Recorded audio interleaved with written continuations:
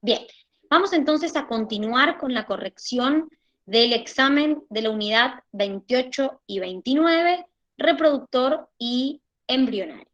Arrancamos con la pregunta número 10. Dice, una espermátide es una célula de forma esférica o poliédrica, pequeña, que debe transformarse en una célula diferenciada, el espermatozoide, el cual está diferenciado y adaptado a la función reproductiva. En el proceso de espermiogénesis, y me piden que marque lo correcto. Acuérdense que la espermiogénesis es cuando yo quería transformar las espermátides en espermatozoides. Es decir, que yo ya he hecho las dos meiosis, la 1 y la 2, y formé espermátides. Entonces, a esas espermátides las tengo que transformar en espermatozoides. Dice, se da la formación del acrosoma y aumento del citoplasma, o se da una reducción del citoplasma y formación del acrosoma.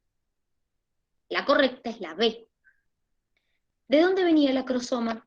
¿De qué se formaba? A ver, ¿de qué estructura celular se formaba el acrosoma? ¿De dónde derivaba? A ver si se acuerdan. Del aparato de Golgi, chicos. ¿Y qué almacenaba ese acrosoma? En el espermatozoide. ¿Qué almacenaba? Enzimas. ¿Qué enzimas? Muy bien, Gaby, perfecto. ¿Qué enzimas? ¿Cómo se llamaban? Había dos. La acrosina y la hialuronidasa. Muy bien, Seba, perfecto. Es decir, ese acrosoma que se forma en la cabeza del espermatozoide almacenaba acrosina y hialuronidasa. El citoplasma, comparado con la espermátide, se reducía y se formaba a partir del aparato de Golgi el acrosoma. Después me dice, se da una reducción del núcleo y pérdida de mitocondrias. ¿Qué tiene de incorrecto eso? Piensa en un espermatozoide. ¿El espermatozoide qué necesita? ¿Estar quieto? ¿O No, qué mami. necesita? Vayan al razonamiento. Supongamos que nosotros no sabíamos nada de esto. Si soy un espermatozoide, ¿me tengo que mover más o me tengo que mover menos? ¿Qué piensan ustedes? ¿Que me tengo que mover más o mover menos? Me tengo que mover más, porque justamente tengo que moverme para llegar al ovocito. Entonces, si me tengo que mover más, necesito más energía. Si necesito más energía, ¿voy a tener menos mitocondrias o más mitocondrias? Más mitocondria. Exactamente, chicos. Exactamente. O sea que supongamos que yo no sabía nada, absolutamente nada del espermiogénesis, hasta por razonamiento podíamos sacar que yo necesito más mitocondrias para moverme. Se da la división celular que permite la reducción del material genético. Yo ya había hecho las dos meiosis. Había hecho la meiosis 1, había hecho la meiosis 2, y gracias a esa meiosis 1 y 2 obtuve la espermátide. O sea que no vuelvo a dividir el material genético, ya lo dividí, ya hice meiosis 1 y 2. Entonces, la D está mal porque no hay reducción del material genético, porque ya lo había hecho a eso. Por eso la correcta era la B. La 11 nos dice, los espermatozoides se unen con las secreciones de glándulas anexas para formar el semen. Con respecto a este fluido humano, es correcto decir que el volumen de semen por eyaculación es 12 o 13 centímetros cúbicos.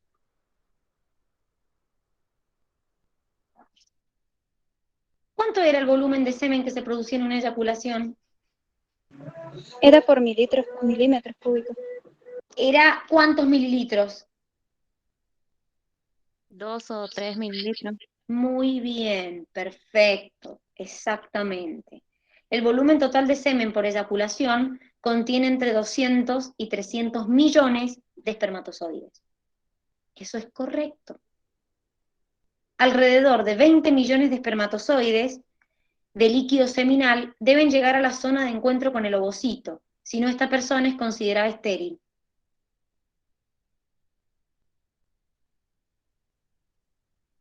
¿Qué piensan? ¿Cuántos espermatozoides Esa era, llegaban? ¿Cuántos espermatozoides llegaban de verdad a encontrarse con el ovocito? ¿Se acuerdan? ¿Cantidad? Entre 300 y 400 espermatozoides llegan a encontrarse con el ovocito. Uno solo penetra en la zona pelúcida y la corona radiada, pero llegan entre 300 y 400. No millones, 300, 400. Se considera que los varones que producen más de 10 millones de espermatozoides por mililitro de fluido seminal pueden llegar a fecundar un ovocito. ¿Qué me dicen ustedes de esto? Acuérdense que cuando el hombre tenía menos de 20 millones, se lo considera estéril. Entonces, acá muchos me decían, bueno, Dani, pero más de 10 millones puede ser 12 millones o puede ser 200 millones. Y con 200 millones no es estéril. Y yo les digo, sí, es verdad. Lo que pasa, que acuérdense que ustedes siempre buscan la más correcta. Entonces, la B sabemos que está totalmente correcta. La D depende. Porque si yo digo 12 millones, es estéril. O sea que eso sería incorrecto. Si digo más de 10, 200 millones, sería fértil. Entonces, más de 10 es como muy amplio, porque con 12 millones un hombre es estéril. Y es más de 10. Entonces, por esa razón, la D es incorrecta. Vamos con la 12. Según Michael Ross, desde el punto de vista histológico, pueden identificarse 3 tipos de folículos ováricos: primordial, en crecimiento, y de Graf o maduro. Al respecto, marque lo correcto. El folículo en crecimiento está rodeado por una sola capa de células foliculares planas.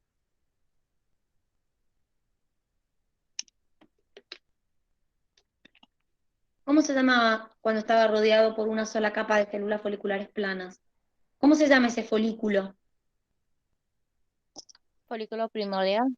Muy bien, folículo primordial, perfecto, Gaby.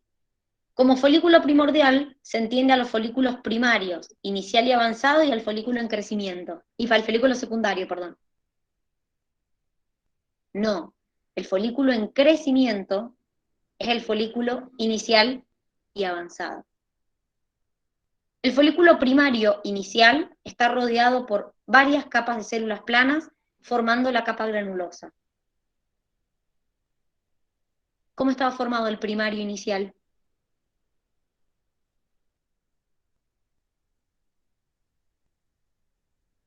Miren, el folículo primario inicial tiene una sola capa de células cúbicas. Ustedes tienen que entender que el folículo pasa como por distintos estadios. El folículo primordial, que es el primer estadio, diríamos, tiene una sola capa de células foliculares planas. Después entra en folículo en crecimiento. Ahí, dentro del folículo en crecimiento, ustedes tienen el inicial y el avanzado. El inicial tiene una sola capa de células cúbicas y el avanzado varias capas de células cúbicas. Y después, el folículo secundario, que sería el tercer estadio, diríamos, es cuando ya presenta una cavidad dentro o antro que contiene líquido. Son como los 3 estadios, diríamos, del folículo. Primordial, en crecimiento, secundario.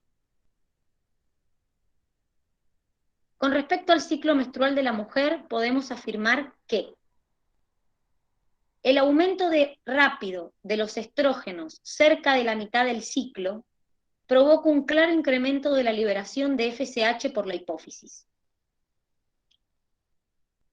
Primero, cerca del ciclo, cerca de la mitad, es verdad que aumentan los estrógenos, pero lo que principalmente me estimula es un abrupto incremento de la luteinizante. Por eso cuando ustedes ven el ciclo, si se acuerdan la imagen, la que hace el pico más alto el día 14 es la luteinizante. ¿Por qué?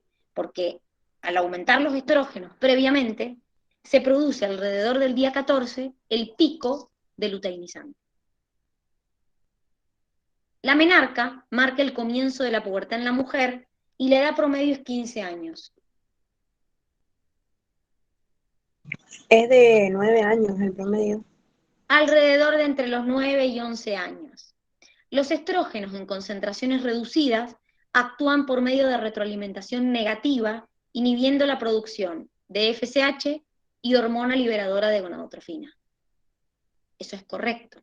Acuérdense que el estrógeno, si está en baja o en alta concentración, actúa distinto. Si está en baja, actúa por retroalimentación negativa, y si está en alta, actúa por retroalimentación positiva. La progesterona, en concentraciones altas, estimulan la secreción de hormona liberadora y así la producción de FSH y LH. ¿Qué me dicen de esa? Inhibe la FSH y la LH. Muy bien, es decir, cuando la progesterona está en concentraciones altas, inhibe a la hormona liberadora y así te inhibe la FSH y la LH. Por eso en la segunda mitad del ciclo, después del día 14, cuando la progesterona aumenta y el estrógeno aumenta, se inhibe la hormona liberadora, la FSH y la LH, y el ciclo vuelve a iniciar. Con respecto a las células presentes en los testículos, es correcto afirmar que a partir de las espermatogonias se produce espermatogénesis dentro de los tubos seminíferos. Esto es correcto. Las células de Leydig, responsables de la síntesis de testosterona, se encuentran en el interior de los túbulos seminíferos. ¿Qué me dicen? ¿Las células de Leydig producen testosterona? No, Sí, las células de Leydig producen testosterona, pero ¿a dónde estaban las células de Leydig?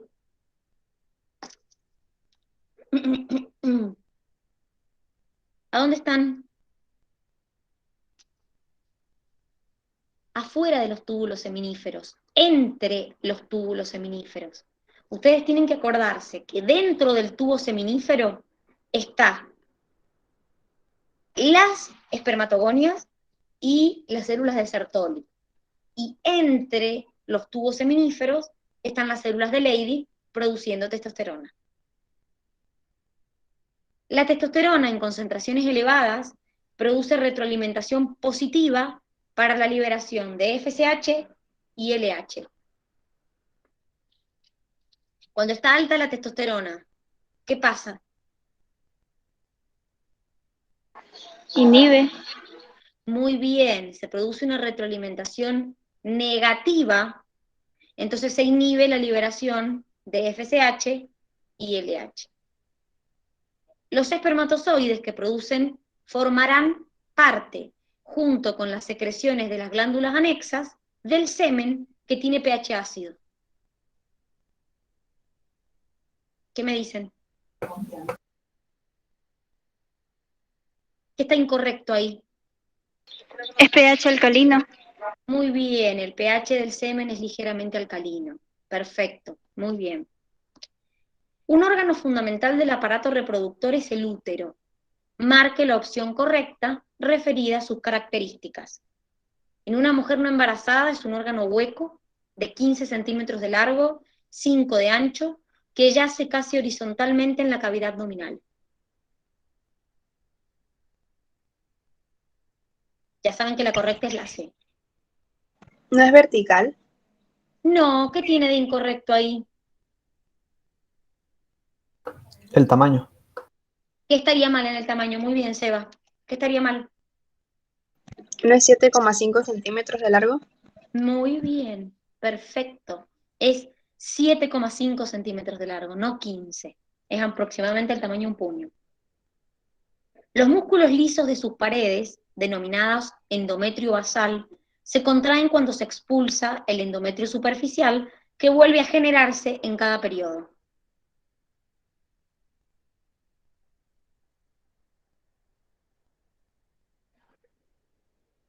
A ver, ¿qué está mal ahí? Chicos, ¿el endometrio es músculo liso?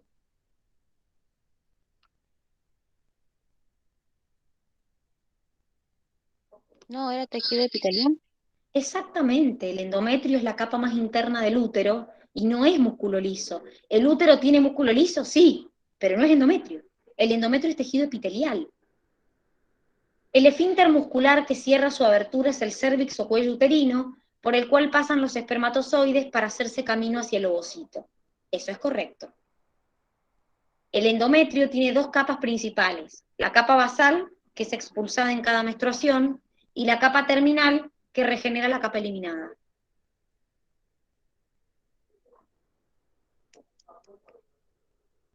A ver, ¿No era la terminal la que se expulsaba? es decir, está muy bien, tenemos dos capas, la basal siempre queda, y la que expulsamos en cada menstruación es la terminal o superficial. Entonces la La basal basal es la que se regenera, regenera. ¿cómo, Belu? Perdón, digo que la basal es la que regenera la capa eliminada. Exactamente, la capa basal es la que regeneraba a la capa que eliminábamos. El desarrollo embrionario es un proceso complejo y ordenado, controlado por redes de interacciones entre genes por el cual una célula huevo o cigoto se transforma en un organismo. ¿Cuál de las siguientes opciones se produce en la cuarta semana de gestación? Aparición del amnios. ¿Qué dicen? ¿Cuándo aparecía amnios? Día.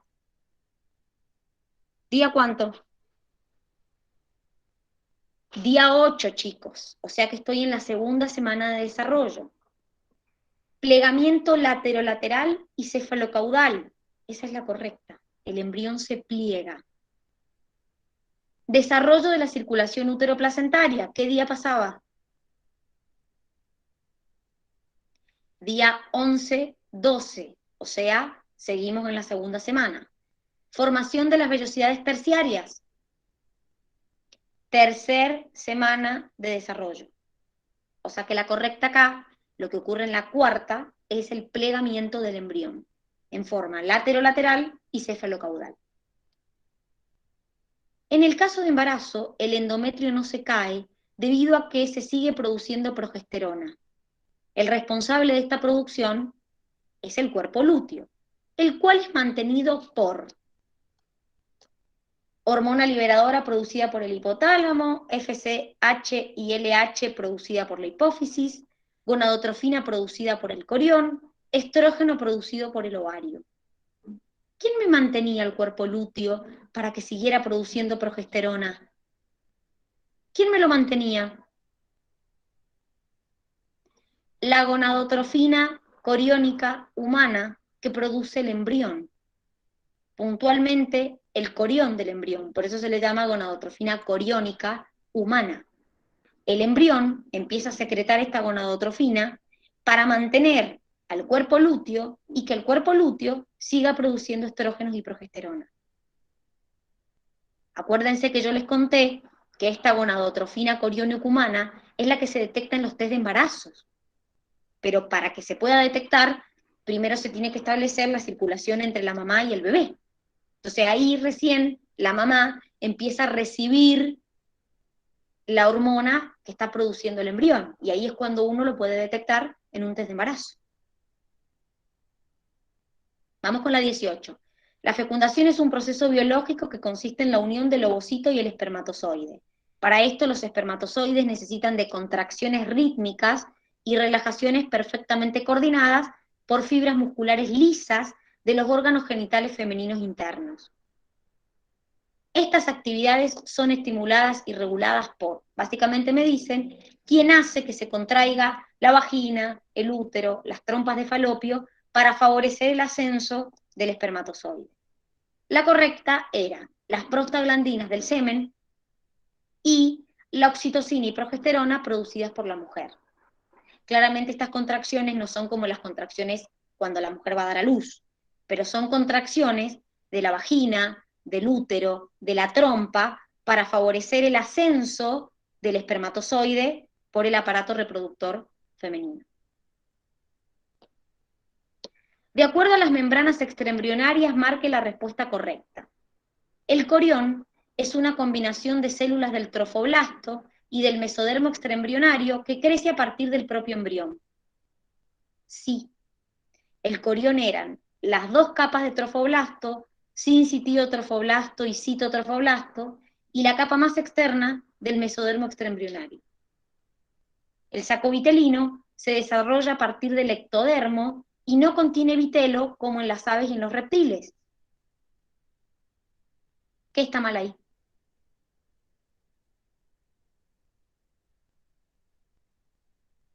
El saco vitelino se desarrolla a partir del hipoblasto, chicos.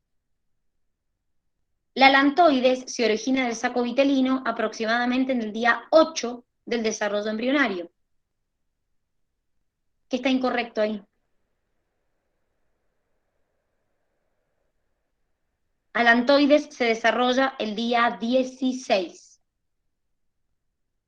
El amnios forma una membrana extraembrionaria que comienza a rodear la totalidad del embrión y aparece el día 16 de desarrollo. El amnios aparece cuando aparece la cavidad amniótica, que es el día 8 del desarrollo. Alrededor de 2 o 3 días después de que el embrión humano llega al útero, el trofoblasto hace contacto con el epitelio uterino. La implantación es un proceso que requiere la conexión entre dos organismos con dotación inmunológica y genética diferente, el embrión y la madre. Y es solamente en ese periodo que el trofoblasto puede adherirse y luego invadir el endometrio.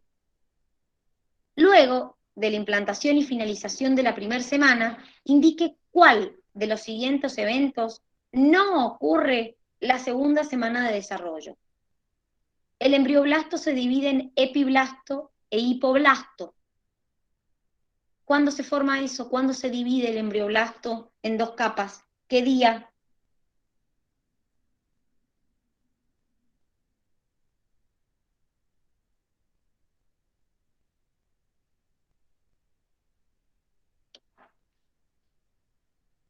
En la El día segunda 8, semana. chicos.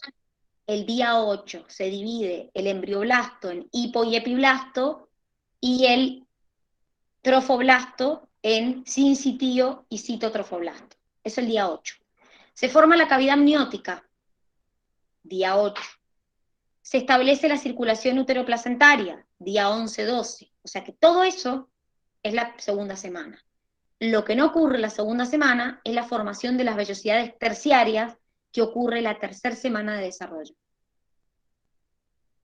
El intercambio de gases, nutrientes y electrolitos y el paso de anticuerpos de la mamá bebé es posible gracias a la placenta. Con respecto a ella podemos decir que la placenta se encuentra completamente formada al final del segundo mes. ¿Cuándo se encuentra formada la placenta? Cuarto mes. Completamente formada. La placenta está formada por una porción materna, el corión, y una fetal, la decidua basal. Es al revés. Es al revés, la materna es la decidua basal y la fetal es el corión. La placenta sintetiza hormonas como progesterona, estrógenos y somatomamotrofina, es correcto. La única inmunoglobulina que atraviesa la placenta es la IgM. ¿Cuál es la única? La Que IgG. atraviesa. La IgG. No, perdón, la IgG. Muy bien, perfecto. La IgG era la de la leche. Muy bien. La implantación se produce cuando el sincitío trofoblasto que cubre el polo embrionario interactúa con las células del epitelio. Con respecto al endometrio, marque la correcta. O sea que me están preguntando, ¿en qué etapa está el endometrio cuando se implanta el embrión? ¿En qué parte está el endometrio? Piensen que para que haya implantación tengo que haber liberado el ovocito secundario, porque si no, no hay embrión. O sea que ¿en qué etapa tiene que ser? ¿Cuándo? ¿En qué fase? Proliferativa. No, porque la proliferativa es antes del día 14. Ah, secretora sería entonces. Claro, porque vos para poder implantar algo, un embrión, primero se tiene que haber unido un ovocito secundario con un espermatozoide. Entonces, eso es después del día 14. O sea, vos primero tenés que liberar el ovocito y después formar el embrión. Por eso tiene que ser sí o sí fase secretora, que es la que está después del día 14. O sea que nos queda entre la opción B y la D. La B dice, se encuentra en fase secretora con niveles altos de estrógenos y bajos de progesterona, o se encuentra en fase secretora con niveles altos, principalmente de progesterona. Acuérdense que después del día 14, tanto la progesterona como los estrógenos son altos, principalmente la progesterona, porque lo secreta el cuerpo lúteo. Y el cuerpo lúteo aparece después del día 14. Esto de las fases de la fecundación había que ordenarlas. Esto era facilonga, es decir, era seguir paso por paso lo que iba pasando. La 24 dice, la fecundación es el fenómeno biológico mediante el cual el gameto masculino se fusiona con el femenino para formar un huevo cigoto. Para que se produzca la fecundación, los espermatozoides deben prepararse. Con respecto a la preparación, el proceso de maduración ocurre en el túbulo seminífero. ¿Dónde maduraban los espermatozoides? En el epidídimo. Muy bien. La capacitación ocurre en el aparato reproductor femenino e implica una disminución en la captación de oxígeno por parte del espermatozoide, que permite la hiperactivación de los mismos. Aumenta la captación de oxígeno. La capacitación dura aproximadamente 7 horas y es el condicionante biológico que posibilita la reacción acrosómica.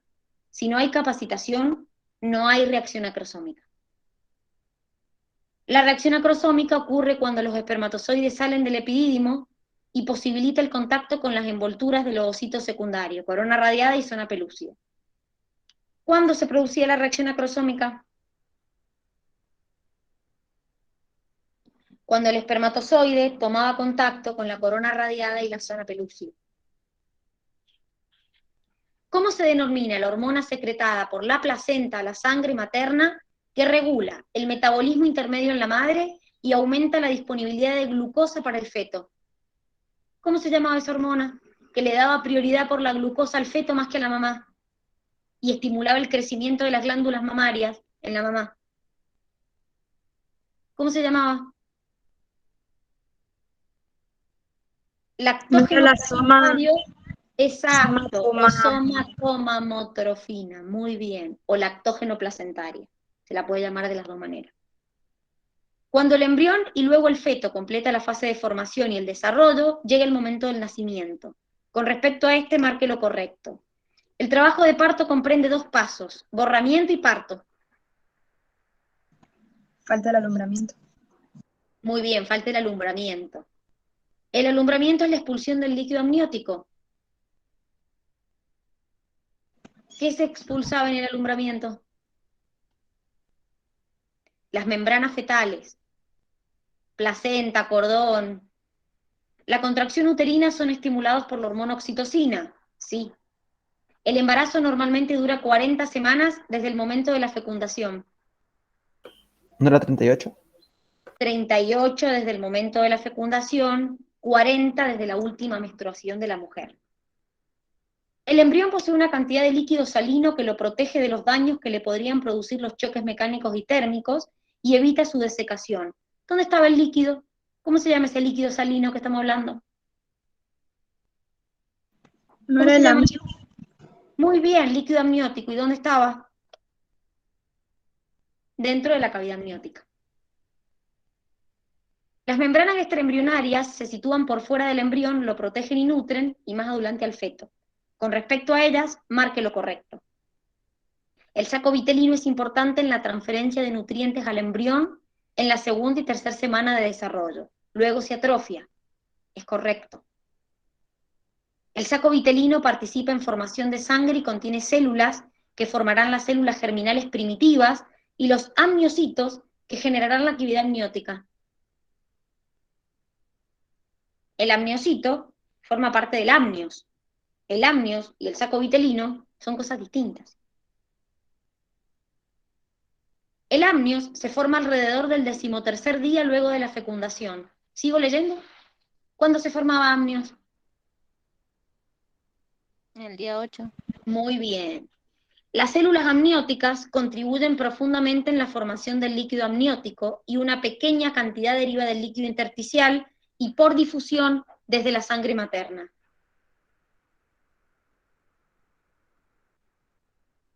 No, chicos, el líquido amniótico principalmente es líquido que viene de la mamá, es decir, del líquido intersticial y difusión de la sangre materna. Muy poca cantidad proviene de lo que se secreta en las células amnióticas. O sea, principalmente es líquido de la mamá. Para que el embrión y el feto se comuniquen con la madre se desarrollan las vellosidades placentarias. Podemos decir sobre este proceso que la vellosidad primaria se presenta al 13º día y están formadas por embrioblasto. Es verdad que están formadas al 13º día, pero están formadas por el trofoblasto, sincitío y citotrofoblasto.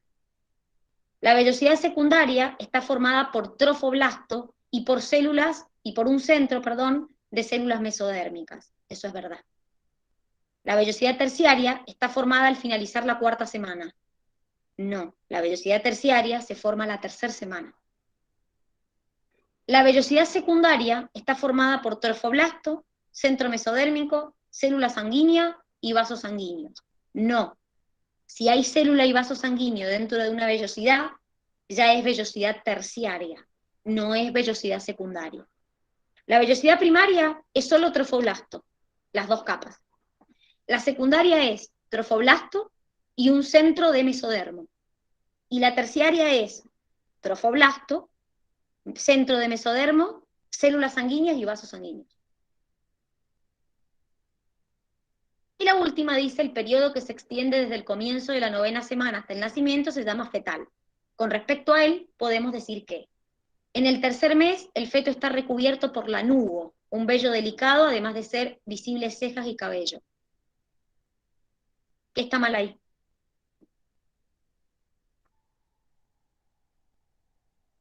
Entre el 4º y 5º mes está el lanugo. El 6º mes el bebé tiene el aparato respiratorio perfectamente desarrollado. No, en el 6º mes todavía no está desarrollado el aparato respiratorio. Es más, un bebé, si nace a final del 6º mes, puede sobrevivir fuera del vientre materno, pero con asistencia respiratoria. En el momento del nacimiento, el bebé pesa entre 3 kilos y 3,4 kilos, eso es verdad, es un promedio. Hasta finales del 5º mes, la piel está cubierta por una sustancia grasosa, blanquecina, llamada vernix caseosa. ¿Por qué está mal eso? Porque es al 9º mes. Muy bien, perfecto. Es hasta que nace, muy bien. Por eso el bebé nace cubierto de esa sustancia blanquecina. Inclusive en el nacimiento todavía lo tiene. Perfecto, chicos, muy bien. ¿Ha quedado alguna duda de este examen? ¿No? Las dudas que tenía ya las respondiste, Dani. Buenísimo, Belu, me alegro mucho. Muchachos, entonces, mañana empezamos con taller 3, 2 y 3. Así que, si me quieren decir después por WhatsApp cómo quieren armar los grupitos, los que están virtuales, no hay drama. Acuérdense que van a trabajar con el mismo grupo virtual martes y miércoles. Y los presenciales, si van a estar presenciales, arman sus grupitos en presencialidad. ¿Sí? Entonces, entre mañana y miércoles hacemos taller 2 y taller 3. ¿Estamos? Llegamos hasta acá con la corrección entonces del examen 28 y 29. Que tengan un hermoso día. Chau, chau, hasta mañana. Nos vemos mañana. Chao, Dani, nos vemos.